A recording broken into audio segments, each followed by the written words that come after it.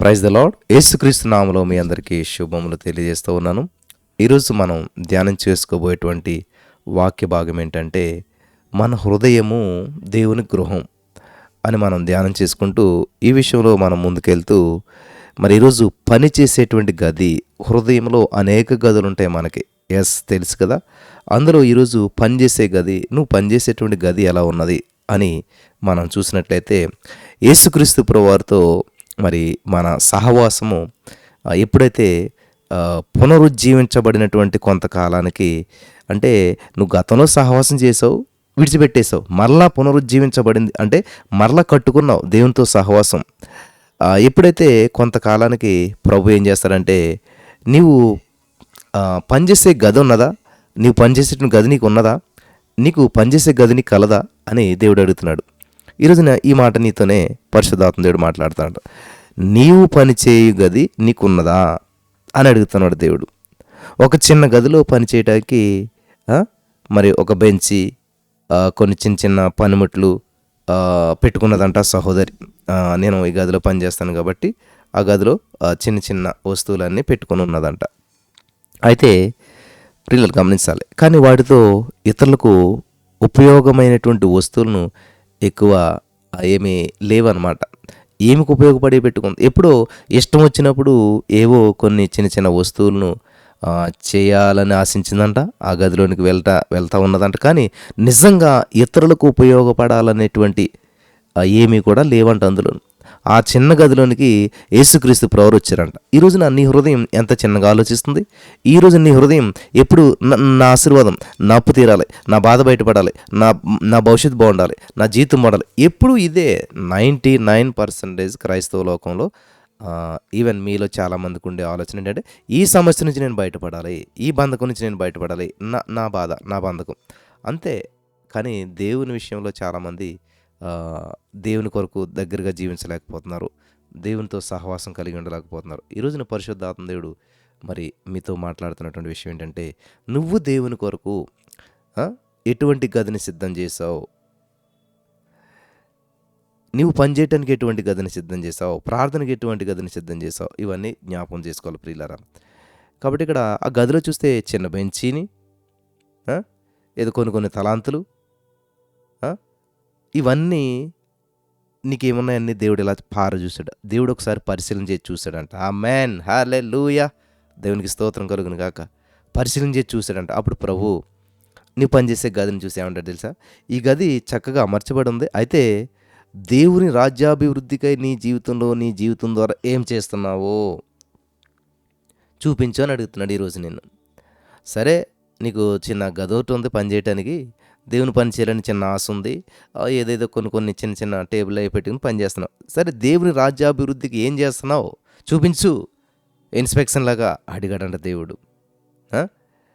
మరి 2-3 చిన్న ఆట వస్తువుల వలె ఉన్నటువంటి వాటిని చూసి తన చేతితో పైకెత్తి పరిశీలించాడంట.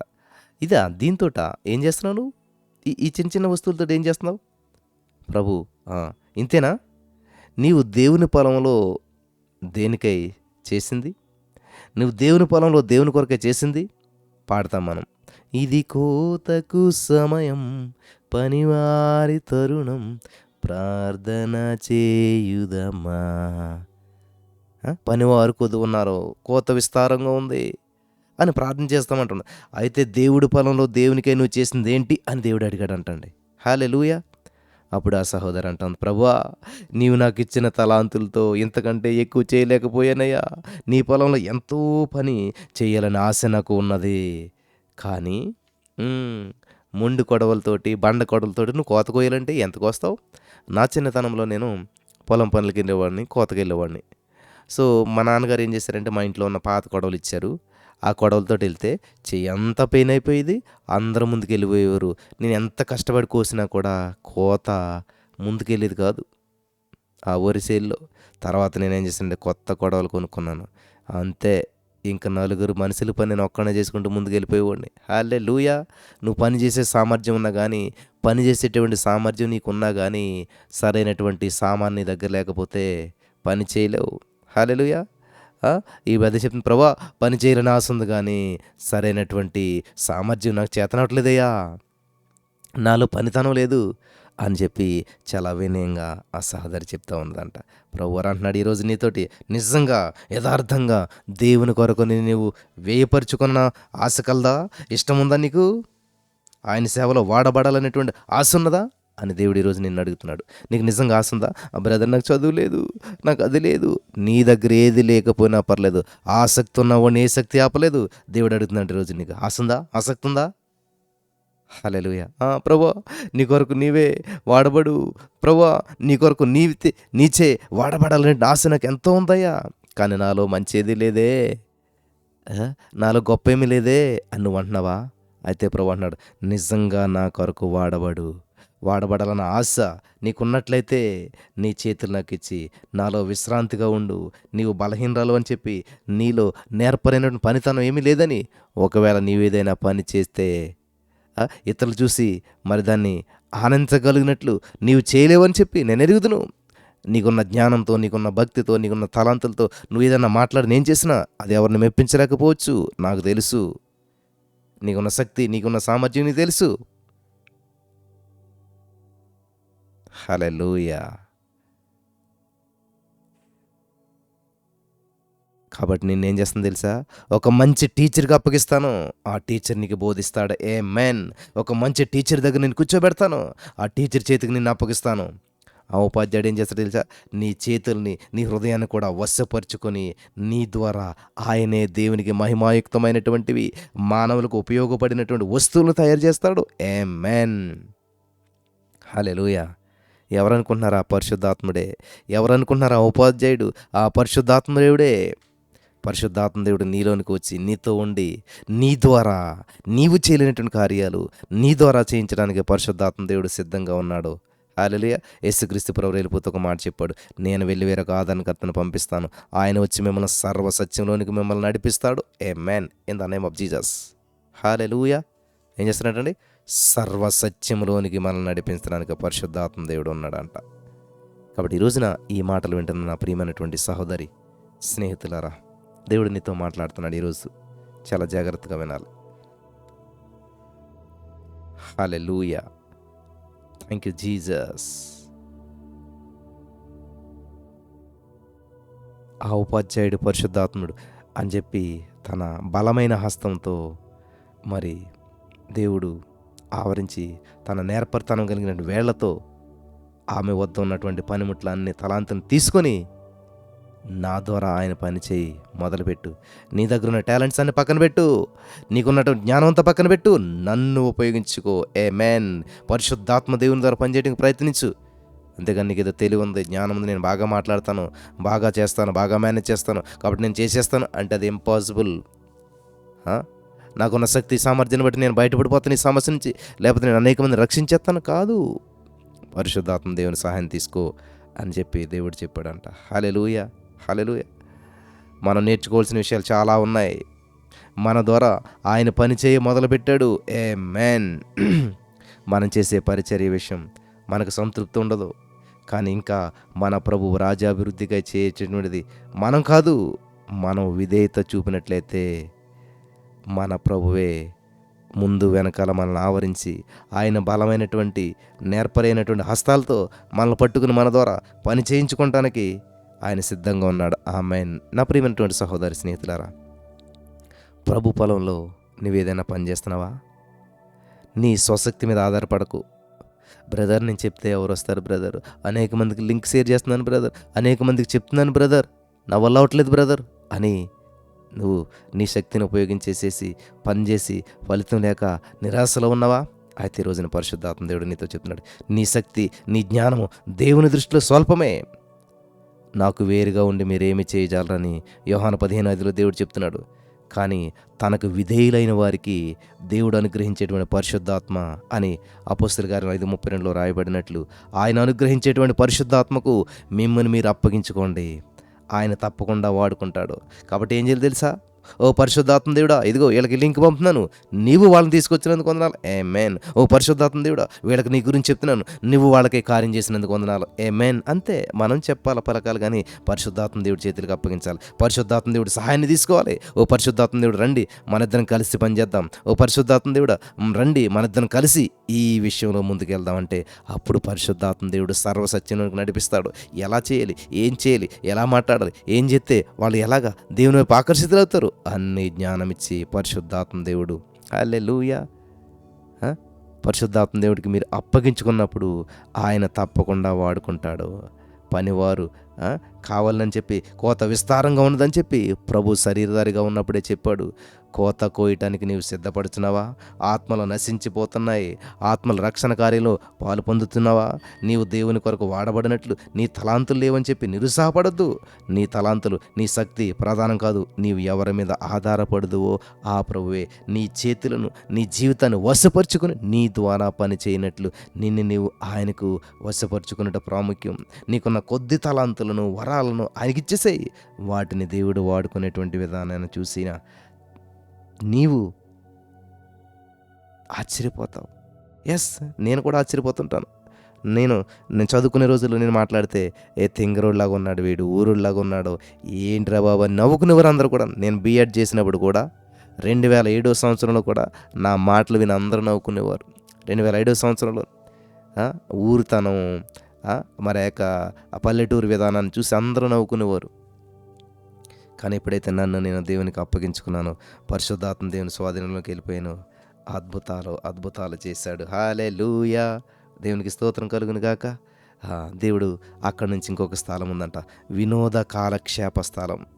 నీ వినోద కాలక్షేప స్థలాలు ఏవి అని ప్రభు ఒక పర్యాయం అడగటం ప్రారంభించాడు. ఏంటంటే, నువ్వు ఎక్కడ వినోదంగా ఉంటావు, నువ్వు ఎక్కడ కొంచెం రిలాక్స్ అవడానికి ఎక్కడ కూర్చుంటావు? అసలు ఈ విషయాలు ఆయన అడగకుంటే బాగుంటుంది అనమాట. ఎందుకంటే మన సహవాసాలు, స్నేహాలు, కార్యక్రమాలు, మన వినోదాలు కొన్ని విశ్వాసులు చేయకూడనటువంటివి మనకు ఉంటాయి, మనకు తెలుసు. అందుచేత ప్రభు మనతో ఆయన ఆనందించలేడని గుర్తించి ప్రభు మనతో ఉండడు. ఇప్పుడు నీకు హ్యాపీగా ఉండాలని చెప్పి సినిమా హాల్లో కూర్చుంటావు వెళ్ళి, కానీ ప్రభు నీతో ఉండడు. అప్పుడు ప్రభు నీతో ఆనందించలేడు. కాబట్టి నీ మట్టుకు నువ్వే ఆనందించాలని చెప్పి తలస్తూ ఉంటుంటావు. కాబట్టి నీ వినోదాలకై వెళ్తున్నప్పుడు నా ప్రభు కూడా నాతో పిలుచుకొని వెళ్ళకూడదు అని నిశ్చయించుకుంటున్నావా? లేకపోతే నా ప్రభు కూడా నాతో ఉండాలి అంటే ప్రభును సినిమా హాల్కి తీసుకెళ్ళలేవు కదా. ఒకనొకదేనా ప్రియులారా, ఒక సహోదరి వాళ్ళ స్నేహితుని కలుసుకోవడానికి సిద్ధపడుతుందంట. ఆ సమయంలో మరి కళాశాలలో మరి చదువుకున్నటువంటి ఆవిడగా ఉందామే ఆ గది తలుపు మూసేసి ఒక అడుగు బయట వేస్తానికి సిద్ధపడతా ఉంది. ప్రభువారు కూడా అడుగు వేసి అధ్యయనమైనటువంటి చూపుతో, నీవు బయటకు వెళ్తున్నావా అని అడిగాడంట. అవును ప్రభువా, మంచిది, నేను కూడా నీతో వస్తాను, నీతో ఉండుట నాకు ఎంతో ఇష్టం అని చెప్పి ప్రభువారు ఆత్మలో పలుకుతూ ఉన్నాడంట. నువ్వు ఎక్కడికి వెళ్తున్నావు, నేను కూడా వస్తానంటే, ప్రభువా నాతో ఈ దినం నువ్వు రావటం మంచిది కాదు, ఎందుకంటే రేపు ప్రార్థనకి ఇద్దరం కలిసి వెళ్దాం, ఈ రాత్రి నాకు వేరే పని ఉంది అని చెప్పి చిరాకుతో, కోపంతో చెప్పిందంట ఆ సహోదరి. అసలు నీవు నాతో రాకూడదనే కదా నిన్ను పిలిచలేదు, నిన్ను పిలవలేదు అని చెప్పిందంట. సరే, నేను ఇంట్లోనికి వచ్చినప్పుడు అన్ని పనులు మన ఇద్దరం కలిసి చేయట, అన్ని స్థలాలకు కలిసి వెళ్ళటం ఉంటుందని చెప్పి నేను తలంచాను. నీ ఇంటికి వచ్చినప్పుడు నన్ను నువ్వు ఎక్కడికి వెళ్తే అక్కడికి తీసుకెళ్తావు అనుకున్నాను అని ప్రభు అన్నాడంట.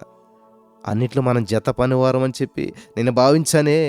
నేను నీతో రావటం మరి నాకెంతో ఇష్టం, కానీ రమ్మనినా వస్తాను, లేకపోతే రానన్నాడండి దేవుడు. ప్రభువా ఈ దినం వద్దులే, రేపు నుంచి అలా చేద్దాంలే అని చెప్పేసేసి ఆమె స్నేహితులతో ఆనందించడానికి వెళ్ళిపోయిందంట. యేసుక్రీస్తు ప్రభువును వదిలి మన సొంత ఇష్టానుసారంగా ఆనందించడానికి వెళ్తూ ఉన్నాం, కానీ ఆ దినము బహు దుఃఖమైన దినంగా ఉంటుంది. ముందు వల్లే మనం ఆనందించలేకపోతున్నాం. ఇది నాటికంగా జరిగిపోతుంటుంది. ఆటంకాలు బహు దుఃఖంగా మారిపోతుంది. ఏదో పాత్రలో ఏదో డ్రామా చేయిస్తారు చూడండి, అలాగా పాత్ర నటిస్తారు చూడండి, అలాగనిపిస్తుంది. యేసుక్రీస్తు ఆ రంగస్థలంలో మరలా సిలువ మోస్తున్నట్లుగా మనకు కనిపిస్తూ ఉంటుంటుంది. అయ్యో నా ప్రభువుని అతిథిగా పిలిచానే, చుట్టాన్ని పిలిచానే, నాకు ఇంటికాడ పెట్టేసేసాను, నేను వదిలేసేసానే, నేను ఇక్కడికి వచ్చి వినోదంగా హ్యాపీగా ఉన్నానే, నా అతిథిని కూడా పిలవలేదే, నా చుట్టాన్ని నా బంధువుని పిలలేదే. దురాత్మ ఇంకా ఉం? మనలో ఉన్నదే అని చెప్పి ఎప్పుడైతే గ్రహిస్తావో దేవుని దగ్గరికి వెళ్ళి, ప్రభా మన ఇద్దరం స్నేహితులుగా ఉందాం, స్నేహితుడు నాతో వస్తానని చెప్పి బ్రతిమాలినా కానీ నాతో అతను తీసుకురాలేదే, నేను ఎటువంటి స్నేహితుడినని చెప్పి విచారించి, నేను మంచి స్నేహితుని కాదు, నా స్నేహితుడు నాతో వస్తాడన్న రానివ్వలేదు, నేను ఆ స్థలంలో ఉండలేక పారిపోయాను అని చెప్పి ఆమె చెప్తుందనమాట. కాబట్టి నిజంగా దేవుడు నీతో తీసుకెళ్తున్నావా? నువ్వు వెళ్ళే ప్రతి ప్రదేశం దేవుడిని తీసుకెళ్లేటువంటి విధంగా ఉన్నదా? నువ్వు చేసే ప్రతి పని దేవుడు నీతో కలిసి పనిచేసేటువంటిదిగా ఉన్నదా? మీకు తెలిసిపోతుంది ఇప్పుడు. గమనించాలి. ప్రభు వెలుగు గదిలో ఇంకను కనపడుచు ఉన్నది. వెంటనే అచ్చటికి వెళ్ళు, ప్రభువా నన్ను క్షమించు, గొప్ప పాఠం నేర్చుకున్నావు, నీవు లేకుండా నేను ఇంకా ఏది చేయలేనయ్యా, ఏది ఆనందం ఉండదు. నువ్వు లేని రోజంతా రోజవునా, నీవు లేని దినమంతై దినమౌనా. చూసారా, దేవుడు లేని రోజు రోజవుతుందా? ఇక నుంచి మనమిద్దరం అన్ని పనులు కలిసి చేద్దాం. హల్లెలూయా. ఆనాటి నుంచి ఈనాటి వరకు ప్రభు లేకుండా మనం ఎన్నడూ ఎక్కడికి వెళ్ళకూడదు, వెళ్ళొద్దు. ప్రతి స్థలానికి ప్రభువుని పిలుచుకొని వెళ్ళండి. అప్పుడు నిజమైన సంతోషము, సమాధానం, నిజమైన సంతృప్తి, సహవాసం నీకు కలుగుతుంది. హల్లెలూయా. దేవునికి స్తోత్రం కలుగును గాక. కాబట్టి అప్పుడు ఏమవుతుందో తెలుసా? పాత స్నేహితులంతా పోతారు. లోకం లేనటువంటి ఆనందం ప్రభు సహవాసంలో నీకు దొరుకుతుంది. హల్లెలూయా. నా ప్రియమైనటువంటి సహోదరి, నీవు రక్షించబడి ప్రభుని యేసుకు నీ హృదయాన్ని తెరిచి ఆహ్వానించావా? ఆయన కొరకే జీవించడానికి నిశ్చయించుకున్నావా? మరి నీ పాత స్నేహితులు, పాత అలవాట్లు మారాయా? మర్చిపోయావా? ప్రభు సన్నిధి కన్నా అధిక సంతోషం ఇచ్చేటువంటి మరేదైనా సరే నీ జీవితంలో ఉన్నదా? ఎవరైనా సరే క్రీస్తునన్న వాడు నూతన సృష్టి, పాత గతించిన, ఇదిగో సమస్తం క్రొత్తవైన 1 కొరింథీ 5:17 మనం చదువుతూ ఉన్నాం. గతించాయా? పాతవి గతించాయా? పాత విడిచిపెట్టారా? ఒక విషయం చెప్పాలని చెప్పి నేను ఆశపడుతున్నాను ప్రియులారా. ఒకరోజు ప్రభువారు మరి ఒక సహోదరుని కలవటానికి వచ్చారంట. మెట్ల దగ్గర నుంచి కనిపెడుతూ ఉన్నాడంట. ఆయన చూపు చూడగా ఆ యొక్క సహోదరికి ఆందోళన కలిగిందంట. నేను గదిలో ప్రవేశిస్తూ ఉన్నానే ఆ, ఆ, అని ఆమె అలా ప్రవేశిస్తూ ఉంటుండే దేవుడు ఎట్లా ఉన్నాడంట. ఎక్కడి నుండో దుర్గంధం వస్తుంది. ఎచ్చటో ఏదో చచ్చినటువంటి ఉన్నది. అది మేడపైన ఉన్నట్లున్నది, అది గోడలో ఉన్నట్టున్నది, చిన్న చిన్న అలమారులో ఉన్నట్టున్నది, ఆ దుర్వాసన వస్తుంది అని అన్నది. ఆ మాటలు వినటంతోనే ప్రభు దేని గురించి మాట్లాడుతున్నది నాకు అర్థమైంది. దేవుడు ఏం మాట్లాడుతున్నాడో ఆ సహోదరికి అర్థమైపోయింది. ఎందుకంటే గోడ అలమారులో 1-2 మరి కొన్ని విషయాలు రహస్యంగా ఉంచిందంట ఆవిడ. అవి ప్రభుకి చెప్పడానికి ఇష్టం లేదంట, దాచిపెట్టుకుందంట. అర్థమవుతుందా? అలమార అంటే అలమార అనుకోకండి. మీ హృదయపు గదుల్లో, మూలల్లో ఎక్కడో కొన్ని విషయాలు ప్రభుకు చెప్పకుండా, కొన్ని విషయాలు ప్రభుకు దాచేసేసి ఒప్పుకోకుండా కప్పుకొని దాచిపెట్టుకున్నారు. నువ్వు ఎప్పుడో తెచ్చుకున్నావు. చికెన్ మటన్ తెచ్చుకుని ఎక్కడ మూలన పెట్టితే కుళ్ళు కొంపు కొడుతుంటుంది. అది మ్యాంగోస్ తిందరని తెచ్చుకున్న పక్కన పెట్టిస్తే కుళ్ళు కొంపు కొడుతుంటాయి. అలాగే ఇష్టమే, కానీ ఎవరో చూడకూడదని ఎక్కడో మూల దాసి మర్చిపోయాను. అలాగే నీ జీవితంలో కూడా కొన్ని విషయాలు ప్రభుత్వం ఒప్పుకోవాలంటే ఒప్పుకోవట్లేదు. చాలామంది ఉన్నారు మీలో ఇలాంటి వాడు. దాని గురించి మాట్లాడటానికి ఇష్టం ఉండదు మీకు.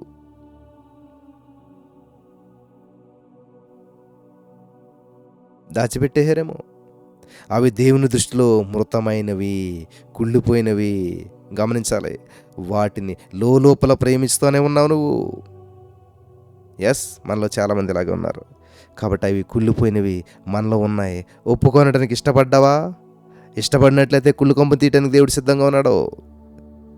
హల్లెలూయా. మన ప్రభుతో కూడా మేడమెట్లు ఎప్పుడైతే ఎక్కుతామో, ఎప్పుడైతే ఒప్పుకుంటామో, ఎప్పుడైతే దేవుడు నీతో వస్తాడో, ఆ కుళ్ళు కొంపుని సమీపిస్తూ ఉన్నప్పుడు ఏమవుతుందో తెలుసా? ఆ కొంపు మరీ ఎక్కువైపోతుంటుంది. ఆ కొంపు ఇంకా బయటకు వస్తూ ఉంటుంటుంది. నువ్వు తలుపు దగ్గరికి వెళ్ళావు, అలా వెళ్తుంటే దేవుడు అంటాడు అప్పుడు, అదిగో అదిగో అదిగో అదిగో ఇక్కడే, ఈ తలుపు పక్క నుంచే ఆ దుర్గంధం, ఆ చెడు వాసన ఇక్కడి నుంచే వస్తుంది, ఏదో చచ్చిపోయింది అని ప్రభు చెప్తూ ఉంటాడనమాట. అప్పుడు నీకు చాలా కోపం వస్తుంది. భలే భలే ఉందే, ఆ? నాకున్న ప్రతి గదిని, నా హృదయాంతరంగాన్ని పరిశీలన చేస్తున్నాడు. గ్రంథాలయాన్ని, భోజనశాలని, వినోద కాలక్షేప గదిని, పనిచేసే గదిని, వీటన్నిటిలో కూడా ఆయన ఉండవచ్చని వాడుకోమని చెప్పాను కదా. ఈ గది చాలా చిన్న గది కదా, ఈ 2 అడుగుల చదరం కలిగినటువంటి చిన్న గది మాత్రమే నా కొరకు ఉంచుకున్నాను, అన్ని గదులు వాడుకోమన్నాను. ఇది మంచిది కాదు. దేవుడు తన గౌరవాన్ని కాపాడుకోవాలి కదా. నా ఇంట్లో అన్ని గదులు ఇచ్చేశాక ఈ పైన ఉన్నటువంటి చిన్న గదిలోకి దేవుడు కూడా వస్తాడండి. ఇదిగో ఇక్కడ చెడు వాసన, వాసన ఇక్కడ వాసన, చెడు కంపు అంటాడండి. బాలేదు ఇదేమిని, అది మర్యాద కాదు, అసలు ఆ గది తాళం ఆయన చేతికియను అని చెప్పి మనసులో నువ్వు అనుకుంటున్నావా? ఏదో మూలలో ఏదో తప్పిదం ఉంది. అది దేవుడు ఎత్తి చూపిస్తున్నా సేవకుల ద్వారా, వాక్యం ద్వారా నీకు కొంచెం ఇది కూడానా, ఇలాంటివి కూడానా అని చెప్పి నువ్వు తలుచుకుంటున్నావేమో, నొచ్చుకుంటున్నావేమో. కానీ నీ తలంపులు ఆయన చదివేశాడు. హల్లెలూయా, హల్లెలూయా, చదివేశాడు. సరే కానీ అప్పుడు దేవుడు అంటాడు, హలో, నేను ఇక్కడ ఏముండనులే, ఈ కంపు కొట్టేటువంటి ప్లేస్లో నేను ఉంటానని తలుచుకుంటున్నావేమో, ఉండను అని చెప్పి దేవుడు పడక తీసుకుని ఆ మెట్లు గది దిగి వెనక వరండాలోనైనా సరే ఉంటాను కానీ ఇక్కడ ఒక క్షణం కూడా ఉండనని చెప్పి మేడ మెట్లు దిగిపోతూ ఉన్నాడంట. ఈరోజు నీ అనుభవం నీకున్నదా ప్రియులరా? నీ జీవితంలో దేవుడు ఉండాలని వచ్చాడు, కానీ నీ జీవితం ఎక్కడో కంపు కొడుతూ ఉంది, ఎక్కడో ఒప్పుకోవాల్సింది ఉంది, ఎక్కడో తప్పుడు జీవితం చేస్తున్నావు, ఎక్కడో లోపం ఉంది సరి చేసుకోవాల్సింది, ఎక్కడో పాపం ఉంది ఒప్పుకోవాల్సింది. ఇవన్నీ హృదయంలో పెట్టేసుకుని దేవుడిని మహింపరచాలని చూస్తున్నావా? ఈరోజు దేవుడు నీతో మాట్లాడుతున్నాడు. నా ప్రియమైనటువంటి సహోదర స్నేహితులారా, ప్రభుతో అనేక దినాల సహవాసం చేసిన తర్వాత ఆయన సహవాసం పోగొట్టుకునటం అనేటువంటిది జీవితంలో బహుభయంకరమైనటువంటి దుస్థితి. హల్లెలూయా. ఈరోజు మీలో చాలామంది గతంలో ప్రార్థనా పరులే, గతంలో మంచివాళ్ళే, గతంలో మంచి జీవితమే, కానీ ఇప్పుడు అంతా కోల్పోయారా? ఇప్పుడు దేవుని సహవాసాన్ని కోల్పోయారా? బహుభయంకరమైన విషయం అదంతా కూడా. కాబట్టి ఇప్పుడే లోబడాల దేవుని దగ్గరికి రండి. ప్రభువా, ఇదిగో గది తాళం నీకు ఇస్తూ ఉన్నాను, నేను ఆ గది తాళం తీయలేను, నీవే దాన్ని తెరిచి నీవే శుభ్రం చేయాలి ప్రభువా, నా చేత కాదు, నాకు శక్తి లేదు అని నీవు పశ్చాత్తాపంతో ఆ తాళపు చెవిని ప్రభుకి ఇచ్చేసేయి. హల్లెలూయా. మొలలో నుంచి దాన్ని తీసేసేయి. నీకు శక్తి లేదని నాకు తెలుసు, అందుచేతనే ఆ తాళపు చెవి నాకి, ఆ గది నేను శుభ్రం చేసేటువంటి హక్కును కూడా నాకి, నేను శుభ్రం చేస్తాను అంటున్నాడు దేవుడు. ఈ రోజున నీ హృదయంలో మైలనం, దోషం, వేషం, అసూయ ఉన్నాయేమో, అవి తీసుకోవడం నీ వల్ల కట్టలేదేమో, దేవుడికి అధికారం ఇచ్చేయి, తాళం ఇచ్చేసేయి. ఆయన నీ హృదయపు గదిని శుభ్రం చేసి నీకు ఇస్తాడు. హల్లెలూయా, హల్లెలూయా. ఎప్పుడైతే ఆ మాటలు దేవుడు అన్నాడో, ఆ సహోదరి ఆ వణుకుపోతూ ఆ చేతులతోటి విరిగినటువంటి హృదయంతో ఆ తాళపు చెవిని ఆయనకి అందించిందంట. హల్లెలూయా. వెంటనే ఆ తాళపు చెవి తెరిచి దానిలో ఎంతో కుళ్ళిపోయినటువంటి ఉన్నావో అవన్నీ చూపించాడంట దేవుడు. అప్పటి వరకు అవి అంత కుళ్ళిపోయినవని చెప్పి మీకు గ్రహించలేదు, వాటిలోనే ఆనందిస్తూ ఉంది. అవును ప్రియులారా, క్రీస్తు యేసు వెలుగులో సమస్తము దాని గుణాలతో బయలుపరచబడుతుంది. ప్రభు వెంటనే ఆ కుళ్ళుని తీసేసి గదంతా సంపూర్ణంగా శుభ్రం చేసి కొత్త గదిగా మార్చేశాడు. ఎంత పరిశుద్ధంగా మారిపోయింది, అందమైనదిగా మారిపోయింది. ఆహా, మృతమైనది మన జీవితంలో నుంచి దేవుడు తీసివేశాడు. అలా తీసివేయటంతోనే ఎంతో సమాధానం మనకు కలుగుతుంది, విజయవంతమైన జీవితం వస్తుంది. ప్రియమైనటువంటి సహోదరి, ఈ మాటలు వింటున్నారు సహోదరి స్నేహితులరా, అనేక సార్లు మన జీవితాల్లో మనకు తప్పుగాను పాపంగాను కనపడింది, దైవ దృష్టిలో ఎంతో కుళ్ళు కంపు కొడుతూ ఉంటుంటుంది. నీ మాటలు వెల్లడగుడతోడనే వెలుగు కలుగును, ఆ వెలుగులోనే దాని భయంకరత్వం గ్రహించగలుగుతాం. అందుచేతనే యెషయా ప్రవక్త ప్రభు వెలుగులో అయ్యో అపవిత్రమైన పెదవులు గలవాడనని కేకలు వేస్తూ ఉన్నాడు. పరిశుద్ధుడైన పౌలు గారు అయ్యో ఈ దౌర్భాగ్య శరీరం నుంచి నన్ను ఎవరు విడిపించుతారు అని కేకలు వేస్తున్నాడు. మానవుల దృష్టికి ఇంపుగా ఉండవచ్చును కానీ అదే దేవుని దృష్టికి కంపుగా ఉంటుంది. అటువంటిది నీలో ఏదైనా ఉన్నదేమో పరీక్షించుకో. లోకాసువార్త 16:15లో ఇది ఒక్కరికి వేరువేరుగా ఉండును కానీ దేవుని పరిశుద్ధ కొలమానం ఎదుట సరి చేసుకోవలసినటువంటి అవసరం ఉంది. మనంతట మనం సరి చేసుకోలేం. కాబట్టి నాయనా, నా చేత కాదు, నీవే శుభ్రం చెయ్యి అని చెప్పి నువ్వు విరిగి నలిగిన హృదయాలతో దేవునితో చెప్పినట్లయితే దైవ సహవాసంలోనే మనకు ఇహలోక ఇంపు, పరలోకపు కంపు ఏదో కనుగొనగలుగుతాం. హల్లెలూయా, దేవునికి స్తోత్రం కలుగును గాక. మరి చివరగా 2 మాటలు చెప్పి నేను ముగిస్తాను ప్రియులారా. మన హక్కును స్థిరపరిచే దస్తావేజులను ఆయన పేరట మార్చాలన్నమాట. మనకున్నటువంటి వాటిని దస్తావేజుల్ని ఆయన పేర మార్చేయాలి. గోడలో ఉన్నటువంటి చిన్న అలమర ప్రభు పరిశుద్ధపరిచిన తర్వాత ఆ సహోదరికి ఒక తలంపు వచ్చిందంట. ఏంటి ఆ తలంపు అంటే, ఇదిగో ఇంతవరకు నా పేరునున్నాయే ఇవన్నీ యేసుక్రీస్తు ప్రభువు వరకు నా హృదయాన్ని ఎల్లప్పుడూ కూడా పరిశుభ్రంగా ఉంచుకునేట ఎంతో ప్రయాసపడుచున్నాను, కానీ నా ప్రయాస యావత్తు బూడిదలో పోసిన పన్నీర్ అయిపోతుంది. ఒక గదిని శుభ్రం చేసి మరొక గదిలోనికి వచ్చే లోపల ముందు శుభ్రం చేసిన గది మరలా దుమ్ము ధూళి పట్టేస్తుంది, అసహ్యంగా మారిపోతుంది. 3వ గది శుభ్రం చేసే లోపల గదులన్నీ శుభ్రం చేయాలని చెప్పి వాటి వలె తయారవుతూ ఉన్నాయి. ప్రతి దినం ఈ గదులను శుభ్రం చేయటంలో, శుభ్రంగా ఉంచడంలో ఎక్కువ అలసట చెందుతున్నాను, నేను నిరుత్సాహపడిపోతున్నాను కూడా. కాబట్టి కొన్ని దినాలు శుభ్రం చేయలేకపోతున్నాను. ఇక ఈ బాధపడలేక అవి తలపోసి ధైర్యం తెచ్చుకొని, ప్రభువా, ఈ గృహాన్ని నీ కొరకు నేను ఎంతో అందంగాను శుభ్రంగాను ఉంచాలని ఆశపడుతున్నాను. ఆశ ఎంతో ఉంది, కానీ అది నా వల్ల కావట్లేదు, నా శక్తి సరిపోవట్లేదు. అదిగో ఆ గోడాల మర శుభ్రం చేసినటువంటి రీతినే నా గృహాన్ని మొత్తం శుభ్రం చేసేసేయి. శుభ్రంగా ఉంచే బాధ్యత వహిస్తావా దేవా? నా ఇంటి నీట్గా ఉంచే బాధ్యతను వహిస్తావా? ప్రతి గది శుభ్రంగా ఉండాలి, ఎందుకంటే నా శక్తి సరిపోవట్లేదు. ఏ గది ఎట్టి రీతిగా ఉంచాలో ఆ రీతిగా నీకు ఇష్టమైన రీతిగా ఉంచుకొని ఈ గృహాన్ని పరిపాలిస్తావా అని అడిగిందంట. హల్లెలూయా, దేవునికి స్తోత్రం కలుగును గాక.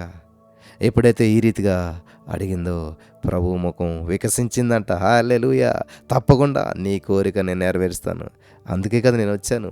నీ స్వశక్తితో విజయవంతమైనటువంటి విశ్వాస జీవితం జీవించలేవు, అది చాలా దుస్సాధ్యం.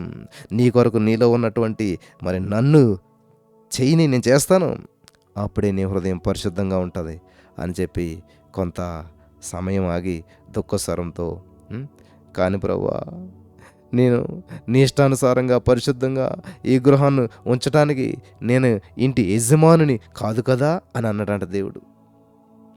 వింటున్నారా? నువ్వు చెప్పింది బాగానే ఉంది, ఇల్లంతా నీట్గా చేయాలనుకుంటున్నాను, కానీ నేను ఇంట్లో పనివాడినే కదా, పనివాడిలాగా చేయాలా? నాకు మార్పులు చేర్పులు చేయాలంటే మరి అధికారం కావాలి కదా, నేను ఈ ఇంటికి యజమానిని కాదు కదా అని చెప్పి దేవుడు అన్నాడంట. వింటున్నారా? నేను ఒక అతిథిని మాత్రమే, అందుచేత నీ కోరిక ప్రకారం పరిశుద్ధంగా ఈ గృహాన్ని ఉంచడానికి ప్రారంభించలేకపోతున్నాడంట. ఒక అతిథినే ఏ మార్పు చేయాలన్నా అతిథి నిర్ణయం తీసుకోలేడు కదా. వెంటనే ప్రభు ఉద్దేశం ఏంటి తెలుసా? నీ గృహానికి యజమానిగా ఉండాలనుకుంటున్నాడు. హల్లెలూయా. అప్పుడు ఆ సహోదరి ప్రభు పాదాల మీద పడిపోయి, ప్రభువా, ఇప్పటి వరకు నీవు నా ఇంటికి అతిథిగా ఉన్నావు, నేను గృహ యజమానురాలుగా ఉన్నాను, క్షమించు.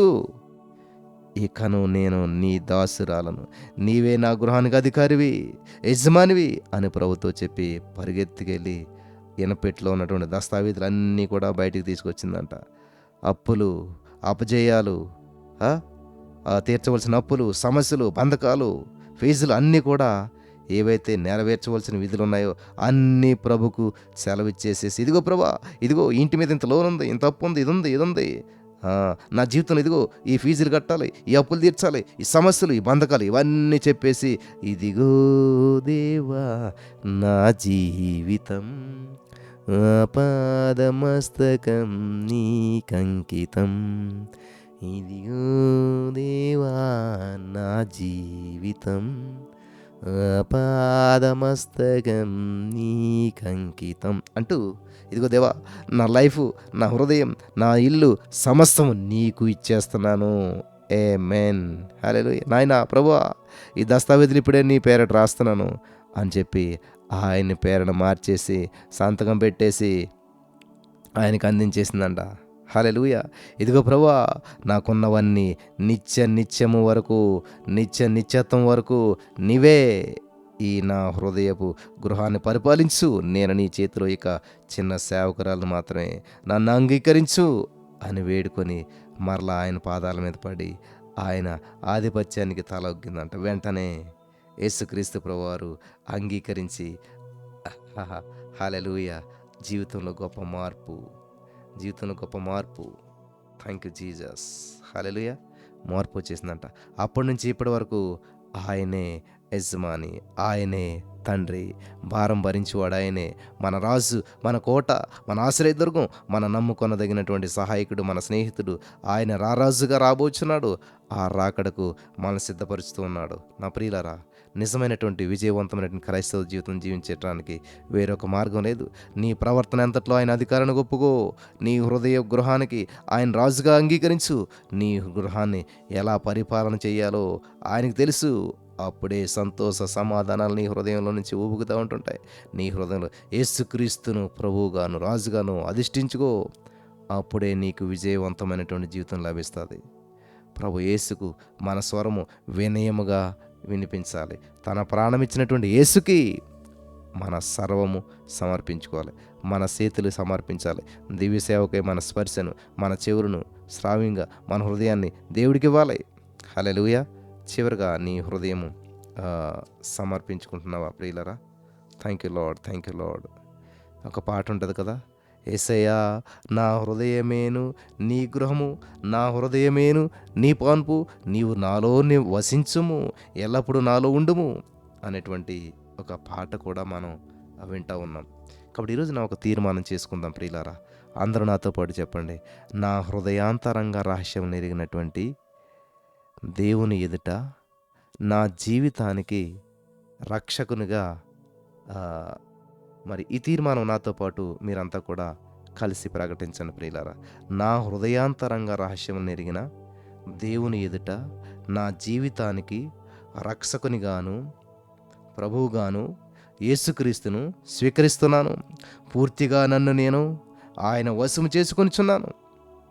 ఆయన పలుకులుగా వ్రాయబడినటువంటి యోహాను 5:24 ఉన్నటువంటి మాటలు ప్రామాణికంగా నాకు నిత్య జీవము లభ్యమైనదని నేను విశ్వసించుచున్నాను. ఆ మాటలు ఇవియే. నా మాట విని నన్ను పంపిన వాని యందు విశ్వాసం ఉంచువాడు నిత్య జీవం గలవాడు. వాడు తీర్పులోనికి రాక మరణంలో నుండి జీవంలోనికి దాటి ఉన్నాడని మీతో నిశ్చయంగా చెప్పుచున్నాను. ఆమేన్, ఆమేన్. పరిశుద్ధాత్మ దేవుడు మీరు తీసుకున్న తీర్మానాన్ని స్థిరపరిచి, బలపరిచి, నడిపించి సహాయం చేయనుగాక. ఆమేన్.